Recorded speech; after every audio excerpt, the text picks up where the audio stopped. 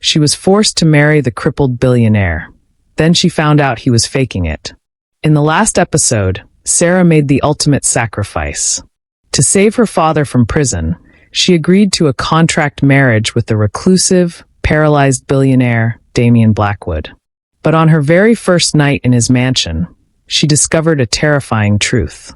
Damian isn't broken. He isn't weak. She caught him in the dead of night, standing tall, strong, and very much lethal. He revealed that his disability is a mask, a trap set to lure out the assassins who tried to kill him years ago.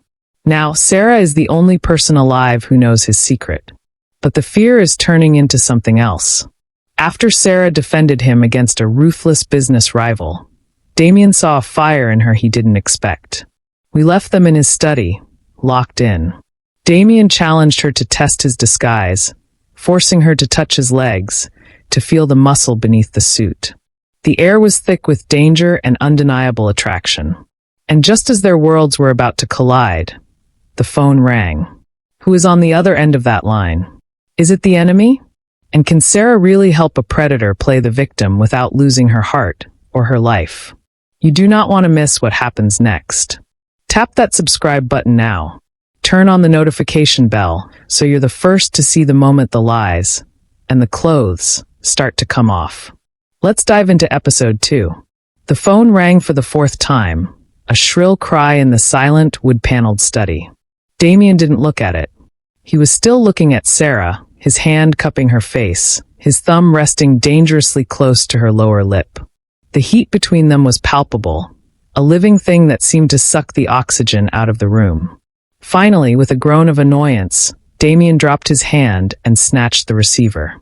"Speak," he barked, his voice losing the softness it had held a second ago. Sarah sank back on her heels, kneeling on the Persian rug, her heart hammering a frantic rhythm against her ribs.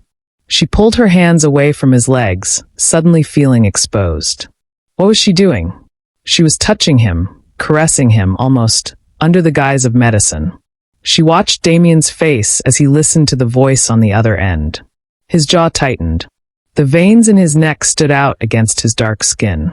"That wasn't the agreement," Damian said, his voice dropping to a lethal whisper. "The exam is scheduled for next week." Pause. "I don't care what Chief Obi told the board. I am the CEO. I dictate the timeline." Pause. A longer one this time. Damian's eyes flicked to Sarah, and for a brief second, she saw something she hadn't seen in him before. Panic. "Fine," Damian spat. "Tomorrow at 9 a.m. But if this is a setup, heads will roll." He slammed the phone down so hard the vintage device rattled. "What happened?" Sarah asked, standing up and smoothing her scrub pants, trying to regain her professional composure. Damian ran a hand through his dreadlocks, pulling them back from his face. "Chief Obi. The vulture didn't waste time. After you embarrassed him this morning, he called the board of directors. He claimed I looked mentally unstable and physically deteriorating. He pushed for an emergency competency hearing.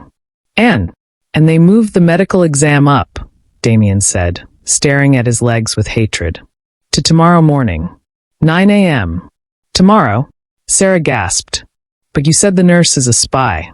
If she finds out you have muscle tone, then I am removed as CEO by lunch," Damian finished grimly. "And by dinner, without my security detail, I will be dead." He looked at Sarah. "We don't have a week to train, Sarah. We have 12 hours. The atmosphere in the study shifted from seductive to clinical, though the tension remained. Damian stripped off his suit jacket and unbuttoned his shirt, tossing them onto the leather sofa. Sarah tried not to stare at his chest, the definition of his pectorals, the scars on his ribs that hinted at the violence of his past accident. He rolled his wheelchair into the center of the room. "Do it," he commanded. "Show me how to be broken." Sarah took a deep breath. She went into nurse mode. It was her only defense against his overwhelming physical presence. "Okay," she said, walking around him. "The problem isn't just the muscle tone. It's the reaction. If I poke you, your muscle twitches. It's involuntary. A paralyzed man has no connection to the nerves. No twitch. No recoil. She walked over to his desk and picked up a silver letter opener. It was sharp. "I'm going to test your pain threshold," she said. Damian scoffed. "I've been shot, stabbed, and dragged from a burning car. I think I can handle a letter opener." "It's not about handling the pain," Sarah corrected him, stepping between his spread knees. "It's about ignoring it. Your body will want to pull away. You have to force it to stay dead." She knelt down again. This time, Damian didn't touch her. He gripped the armrests of his chair, his knuckles turning white. "Ready. Do it." Sarah took the tip of the letter opener and drove it sharply into the meat of his thigh, just above the knee. Jolt. Damian's leg kicked out. A reflex. His quad muscle contracted hard, rock solid under her hand. "Failed," Sarah said softly. "You flinched." "It surprised me," Damian gritted out, sweat beading on his forehead. "The nurse won't care if you're surprised. She's looking for that kick that tells her the spinal cord is intact." Sarah looked up at him. "You have to mentally disconnect from your legs, Damian. You have to visualize a wall between your brain and your waist. Nothing gets through. No signal. No pain. Try again," he ordered. She did. Stab. His leg twitched again, but less this time. Again. Stab. A tremor. Again, he roared. For 3 hours, the study became a torture chamber. Sarah felt terrible, her heart aching every time she inflicted pain on him, but Damian was relentless. He was sweating profusely, his chest heaving, his eyes squeezed shut in concentration. By 2 a.m., his thighs were bruised. But he was learning. "One more time," Sarah whispered. She was exhausted. She was sitting on the floor, resting her head against his knee. "I'm ready," Damian rasped. Sarah didn't use the letter opener this time. She used her fingernail. She scratched it slowly, agonizingly, up the inside of his sensitive inner thigh. It was a different kind of test. Not pain. Sensation. Damian's breath hitched. His hands gripped the chair so hard the leather creaked. He looked down at her, his eyes dark pools of desire. He felt everything. The heat of her hand, the scratch of her nail, the intimacy of her touch. Every fiber of his being wanted to grab her, to pull her up into his lap. But his legs remained stone still. Not a twitch. Not a ripple. Sarah looked up, her face inches from his. She saw the war raging behind his eyes. "You passed," she whispered. Damian let out a breath that sounded like a groan. He leaned forward, his forehead resting against hers. They were both covered in a sheen of sweat, bonded by the strange, violent intimacy of the night. "You are a cruel teacher, Mrs. Blackwood," he murmured. "I'm a good nurse," she countered breathlessly. Damian pulled back slightly to look at her. "Why?" he asked. "Why are you helping me? You could have let me fail. You could be free of this debt if I go to jail." Sarah looked at his bruised legs, then at his face. She thought about her father, safe for now. But mostly, she thought about the man who had bought her to save his life. "Because," she said softly, standing up and brushing off her knees, "I don't like losing patients." The private clinic in Victoria Island was sleek, modern, and smelled of antiseptic and money. Damian was back in character. The slumped shoulders. The slightly vacant eyes. He wore loose trousers to hide the bruising from the night before. Sarah pushed his wheelchair. She was dressed in a modest floral dress, playing the role of the supportive, simple wife. "Mr. Blackwood," a voice clipped out. They turned. Standing at the end of the hallway was Dr. Hanson, a nervous-looking British man who was on Damian's payroll. But standing next to him was the threat. Nurse Necka. She was tall, severe, with glasses perched on a sharp nose and a uniform that was perfectly starched. She didn't look like a caregiver.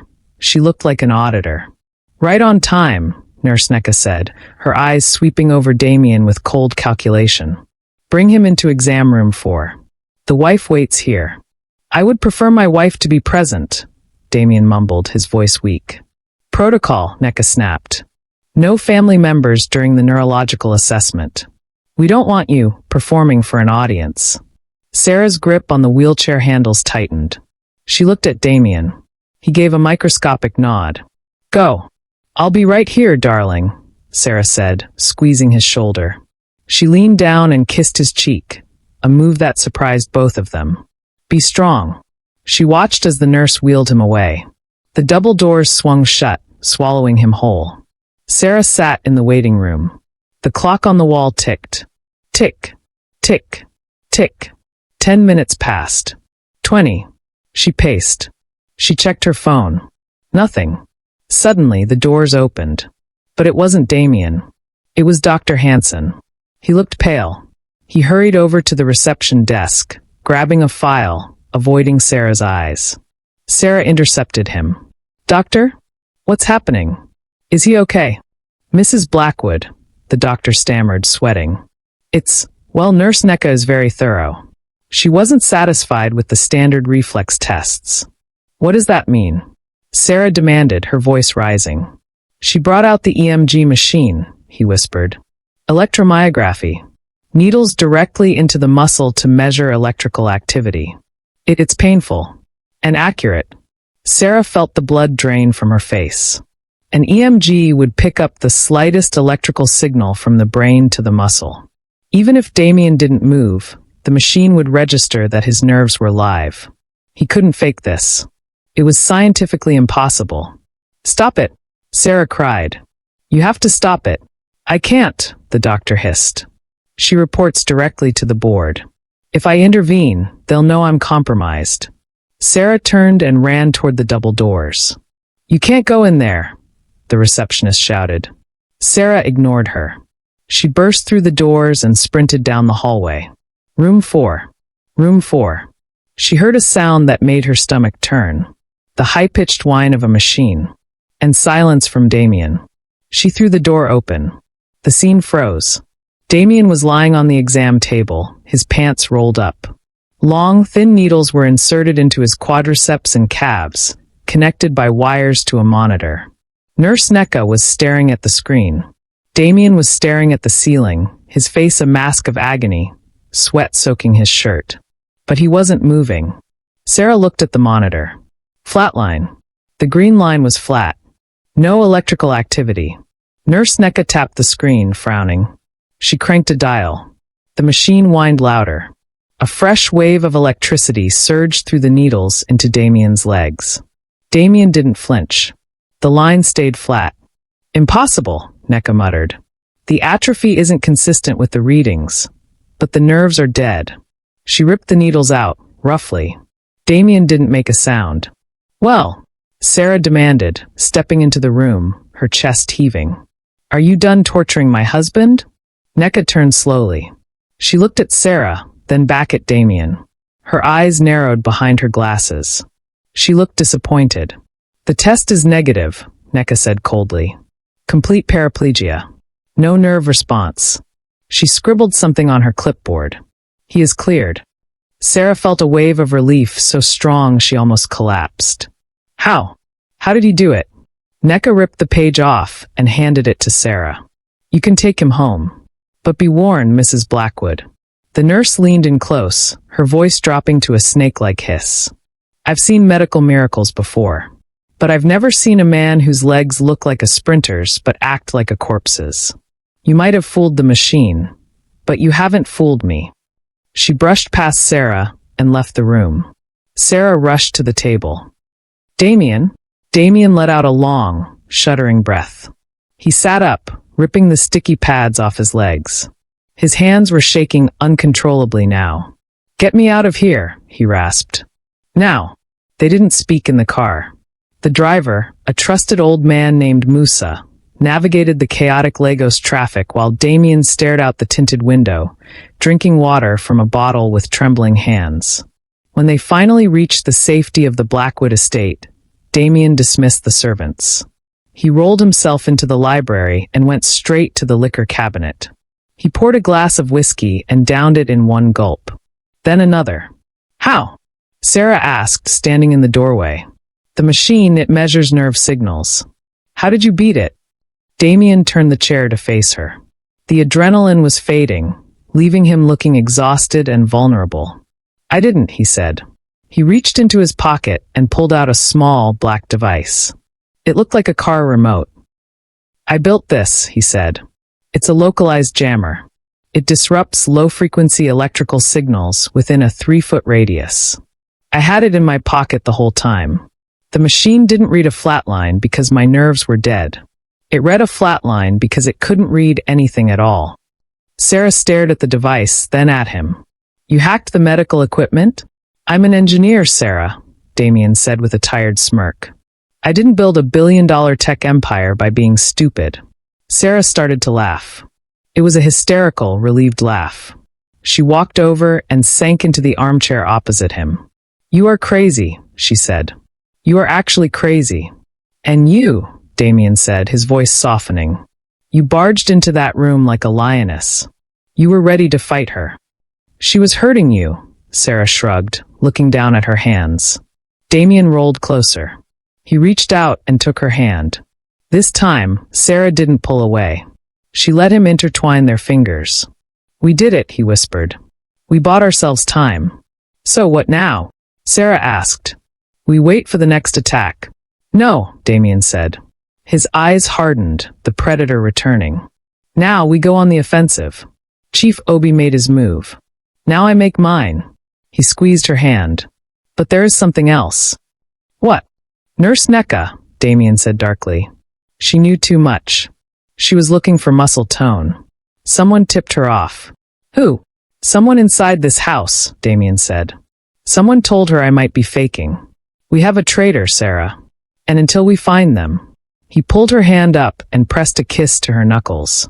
It was a gesture of protection, but it sent a bolt of electricity straight to Sarah's heart. You are sleeping in my room tonight. Sarah's eyes went wide. What?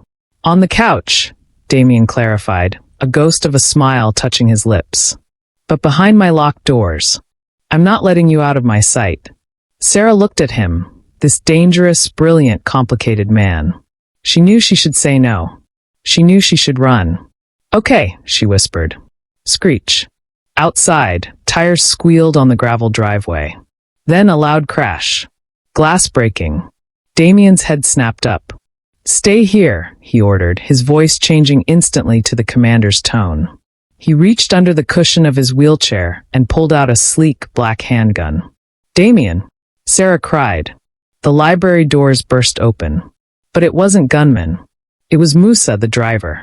He was bloody, stumbling into the room. Sir! Musa gasped, falling to his knees. The gate! They rammed the gate. Who? Damian demanded, spinning his chair around, raising the gun. A figure stepped into the doorway behind Musa. It was a woman. She was older, elegant, wearing a white suit that cost more than Sarah's life. She held a gold-tipped cane, and her smile was as cold as a grave. Damian lowered the gun slightly, shock registering on his face. Mother, he whispered. The woman smiled, stepping over the bleeding driver. Hello, Damian, she purred. I heard you had a miraculous recovery. I came to see if my son can finally stand on his own 2 feet. She looked at Sarah. And who is this little pet? The silence in the library was shattered only by the heavy, wet breathing of Musa, the injured driver, on the floor. Damian's hand gripped the black pistol. His knuckles were white. For a heartbeat, Sarah thought he was going to shoot the woman in the white suit. Victoria, Damian said. The name sounded like a curse. Victoria Blackwood stood amidst the broken glass of the French doors, looking unbothered by the violence she had just orchestrated. She was a striking woman in her 50s, with skin the color of polished mahogany and a wig styled into an intimidatingly perfect bob. Her eyes, however, were dead. Cold, calculating shark eyes. Is that how you greet your mother, Damian? She asked, her voice smooth as silk. She glanced at the gun. Put that toy away before you hurt yourself. We both know you don't have the stomach to use it on me. You crashed my gate, Damian said, his voice low and dangerous. You assaulted my staff. I was worried, Victoria said, stepping further into the room, her heels clicking on the hardwood. I heard reports. An emergency medical exam? Rumors of mental instability? As the matriarch of this family, I couldn't just sit by. She stopped a few feet from his wheelchair and looked down at him. Then her gaze slid to Sarah. And this, Victoria said, her lip curling in distaste. The nurse wife. Sarah, isn't it? The little girl from the slums who thinks she hit the jackpot. Sarah felt a flash of anger, hot and sharp. I'm his wife, she said, stepping closer to Damian's chair. And you are trespassing. Victoria laughed. It was a chilling sound. Trespassing? My dear, I own this house. Or have you forgotten the terms of your father's will, Damian? Damian lowered the gun slowly, placing it back under his seat cushion. I haven't forgotten. The East Wing is yours. But you haven't set foot here in 3 years. Why now? Because I smell a rat, Victoria whispered. She leaned down, bracing her hands on the arms of his wheelchair, invading his space. I heard you pass the exam, Damian. Nurse Neka says your legs are dead. But I know you. You are a cockroach. You survive everything. She reached out and patted his cheek. It was a hard, stinging pat. I'm moving in, she announced, straightening up. I need to ensure my poor, crippled stepson is being taken care of properly. I'll be staying, indefinitely. No, Damian said. Try and stop me, Victoria smiled. Call the police. Let's see whose side they take. The grieving widow of Chief Blackwood, or the unstable son waving a gun around. She turned to Sarah. Have the guest suite in the East Wing prepared. And get someone to clean up this blood. It's disgusting. With that, she turned and walked out of the library, swinging her gold-tipped cane like a scepter. Damian stared after her, his chest heaving with suppressed rage. Damian, Sarah whispered, kneeling beside Musa to check his head wound. Is she the one? She's the one who cut the brakes, Damian said, his voice hollow. She killed my father for his shares. And she's been trying to kill me ever since. He looked at Sarah, his eyes filled with a terrifying intensity. She's not here to visit, Sarah. She's here to finish the job. The mood in the house shifted instantly. It went from a home to a battlefield. Damian ordered extra security, men he trusted personally, to patrol the perimeter. But inside the house, Victoria was like a virus. She was everywhere. By evening, the tension was suffocating. We stick to the plan, Damian told Sarah as they walked, Sarah walking, Damian rolling, down the hallway toward the master bedroom. Tonight, you sleep in my room. It's the only room with biometric locks she can't bypass. They entered the master suite. It was a massive room, dominated by a king-sized bed with black silk sheets. A wall of monitors in the corner showed camera feeds from around the estate. Damian locked the door. Then he engaged the deadbolt. Then he pressed a button on the wall, and heavy steel shutters slid down over the windows and the balcony doors. Okay, Sarah said, looking around the sealed room. This isn't a bedroom. It's a panic room. It's a bunker, Damian corrected. He rolled his chair to the side of the bed and did something that always made Sarah's breath catch. He stood up. He stretched his tall frame, rolling his neck. The exhaustion on his face was clear. You take the bed, he said, grabbing a pillow. I'll take the couch. Don't be ridiculous, Sarah said, eyeing the curved, uncomfortable-looking leather sofa. You have a bad back from the crash. You need the mattress. I'm not sleeping in the same bed as you, Sarah, Damian said, turning to look at her. It breaks the rules. The rules changed when your evil stepmother moved in, Sarah argued. She walked over and pulled back the duvet. The bed is the size of a football field. We can put a pillow wall in the middle. Just come sleep. Damian hesitated. He looked at the couch, then at the bed, then at Sarah. Fine, he grumbled. But stay on your side. The lights were out. The room was pitch black, save for the faint blue hum of the security monitors. They lay side by side in the dark. The pillow wall was there, a flimsy barrier between them. Sarah could hear him breathing. Deep, steady breaths. She could feel the heat radiating from his body. It was distracting. Damian, she whispered. Go to sleep, Sarah. Why does she hate you so much? Silence stretched for a long moment. Sarah thought he wasn't going to answer. My mother died when I was born, Damian said finally, his voice rough in the darkness. My father married Victoria 6 months later. She wanted the empire. She wanted to be the queen of Blackwood Industries. But my father left the controlling stake to me in his will. He shifted, the sheets rustling. She spent 20 years trying to manipulate him into changing it. When that didn't work, he suddenly had a heart attack. He was 55, healthy as a horse. She poisoned him, Sarah realized, a chill running through her. I couldn't prove it, Damian said. And a week after the funeral, my brakes failed on the third mainland bridge. Sarah turned onto her side, facing his silhouette. So she wants you dead so she inherits the shares. Yes. And now she's here to watch me. To find a weakness. We won't let her, Sarah said fiercely. Damian turned his head. Even in the dark, she could feel his eyes on her. You should have run when you had the chance, Sarah. Now you are trapped in the crossfire. I'm not running, she said. Without thinking, she reached out and found his hand in the darkness.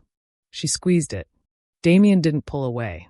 Instead, his fingers curled around hers, engulfing her hand. His grip was strong, protective. You are a strange woman, he whispered. Brave.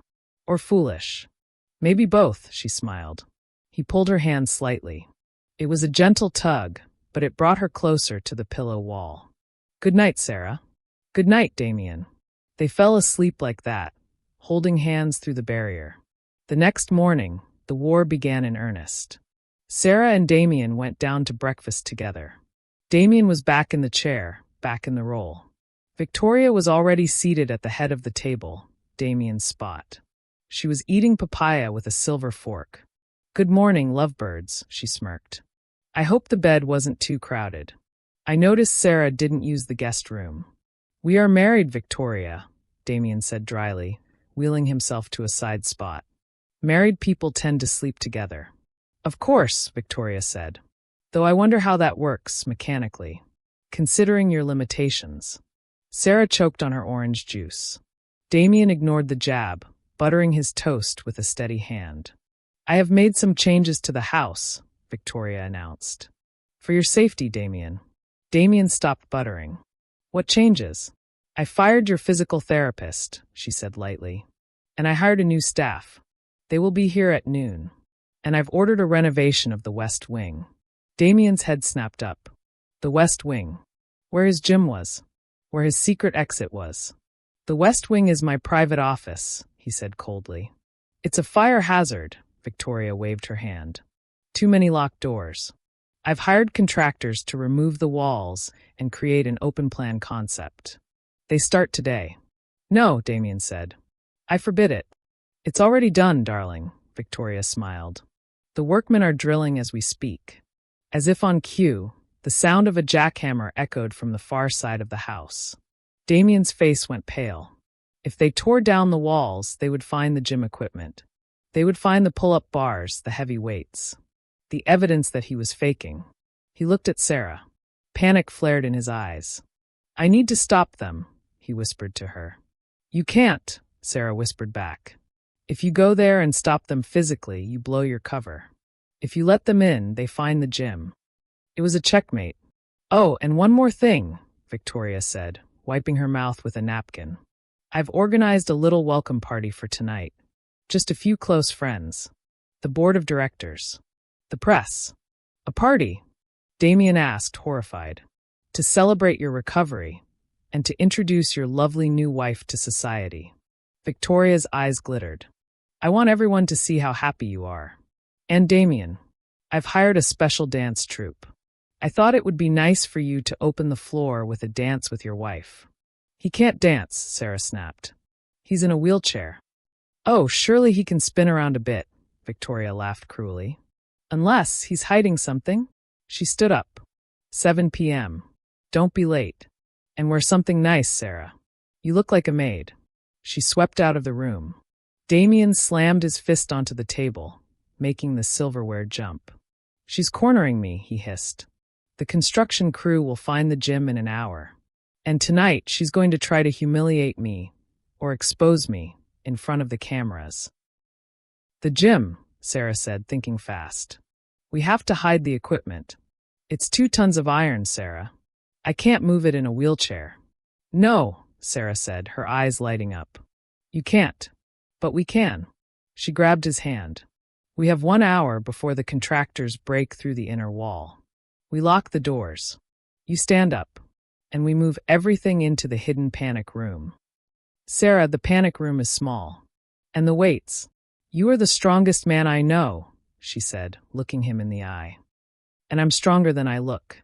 We do it together. Damian looked at her. A slow, reckless grin spread across his face. Okay, he said. Let's get to work. The next hour was a frenzy. They sneaked into the west wing and locked the main doors. The sound of jackhammers vibrating the outer walls was deafening. They were coming closer. Damian leapt out of the chair. He stripped off his shirt. Grabbed the dumbbells. I'll take the plates. They worked like a machine. Sarah hauled the lighter weights, sweating, her muscles burning. Damian was a beast. He hoisted massive 45-pound plates, stacking them like dishes. He dismantled the bench press with a wrench, his biceps bulging with effort. Bang! Bang! Open up! Maintenance! A voice shouted from the other side of the gym door. Just a minute, Damian shouted back, pitching his voice to sound weak and panicked. I can't reach the lock. He pointed to the squat rack, the biggest piece of equipment. We can't move it. It's bolted down. Cover it, Sarah panted. Make it look like medical equipment. They grabbed a tarp. They threw it over the rack. Sarah grabbed some resistance bands and a yoga ball and threw them on top. It's a traction device, she gasped. Close enough, Damian said. He grabbed his wheelchair, sat down, and threw his shirt back on just as the door splintered open. The foreman walked in, holding a sledgehammer. He looked around the empty room, seeing only a covered heap in the corner and a man in a wheelchair looking terrified. Sorry, sir, the foreman grunted. Madam said to clear the walls. Get out, Damian whispered, feigning shock. You are scaring my wife. The foreman shrugged and walked out. Damian and Sarah slumped against each other. They were dripping with sweat. They had done it. That was close, Damian breathed, wiping sweat from Sarah's forehead. Too close, she agreed. Now, Damian's eyes darkened. We have a party to attend. The ballroom of the Blackwood estate was transformed. Crystal chandeliers, champagne towers, and the elite of Nigerian society in their finest agbada and evening gowns. Sarah wore a dress Damian had ordered for her, an emerald green silk gown that hugged her curves and trailed on the floor. She looked like a queen. Damian was in a black tuxedo, looking devastatingly handsome in his chair. But the air was thick with tension. Every eye was on them. Victoria held court in the center, holding a microphone. Ladies and gentlemen, she announced. Thank you for coming. Tonight is about family. About resilience. She gestured to Damian. My son. A tragedy took his legs, but it didn't take his spirit. Polite applause. But, Victoria continued, her voice turning sly. I have a surprise. She signaled the DJ. The music changed. A slow, romantic ballad began to play. Tradition says a couple should dance, Victoria said. Damian. Sarah, the floor is yours. It was a trap. If Damian refused, he looked weak and bitter. If he accepted, he had to navigate a wheelchair dance in front of hundreds of people. And Victoria was betting he would slip up. She wanted to see him use his legs to stabilize himself. She wanted a reflex. Shall we? Damian asked, offering his hand to Sarah. Sarah took it. Her hand was cold, his was hot. She wheeled him to the center of the floor. The spotlight hit them. What do we do? She whispered, bending down as if to kiss him. Trust me, he whispered back. Sarah held his hands. She swayed to the music, moving around the chair. It was awkward at first. The crowd watched in silence. Then Damian did something unexpected. He spun the chair. Using his powerful upper body strength, he grabbed the wheels and pirouetted the chair in perfect time with the music. He grabbed Sarah's waist and pulled her onto his lap. The crowd gasped. Sarah sat on his thighs, his hard, muscular thighs. She wrapped her arms around his neck. He spun them both. It was graceful, intimate, and incredibly strong. It wasn't the dance of a cripple. It was the dance of a king on a throne. He looked into her eyes. For a moment, the room disappeared. You are beautiful, Sarah, he murmured. You're not so bad yourself, she breathed. The song ended. Damian spun the chair to a halt. Sarah stood up, flushed. The crowd erupted in applause. Victoria stood on the sidelines, her face a mask of fury. Her trap had failed. He had turned humiliation into a triumph. She signaled a waiter, a man with a scar on his cheek. The waiter moved toward the couple with a tray of champagne. Congratulations, sir, the waiter said, handing a glass to Damian. Damian took it. He raised it to his lips. Sarah saw it. A tiny reflection in the glass. A residue on the rim. No. She slapped the glass out of Damian's hand. It shattered on the marble floor. The room went silent. Sarah, Damian exclaimed. Don't drink it, she whispered, staring at the fizzing liquid on the floor. It was hissing as it ate into the marble. Acid. Sarah looked up. The waiter was gone. Vanished into the crowd. She looked at Victoria. Victoria raised her own glass in a mock toast and took a sip, smiling. Later that night, the party was over. The guests were gone. Damian and Sarah were back in the safety of the locked bedroom. Damian was pacing, walking back and forth, furious. She tried to poison me in front of half of Lagos, he roared. It wasn't poison, Sarah said, holding a sample she had swiped on a napkin. It was caustic. It would have burned your throat. You wouldn't be able to speak. You wouldn't be able to run the company. Damian stopped pacing. He looked at her. We need to get her out. Tonight. We can't, Sarah said. She has the board on her side. She walked over to the mirror to take off her earrings. As she reached up, she saw something. A tiny red light. It was coming from inside the smoke detector on the ceiling directly above the bed. Damian, she whispered. Freeze. What? Don't look up, she said, watching him in the mirror. There is a camera in the smoke detector. Damian went still. Has it been there all night? He asked. Yes. Did it see me walking? Sarah looked at the bed, then at the couch, then at Damian standing in the middle of the room. It saw everything, she whispered. It saw you walking. It saw you pacing. It saw us moving the weights. Damian closed his eyes. She has the footage, he said. She has the proof. His phone buzzed. A text message. From unknown. Damian picked it up. He showed the screen to Sarah. It was a video file. A thumbnail of Damian doing push-ups in the bedroom 10 minutes ago. Text, nice form, stepson. Meet me in the library.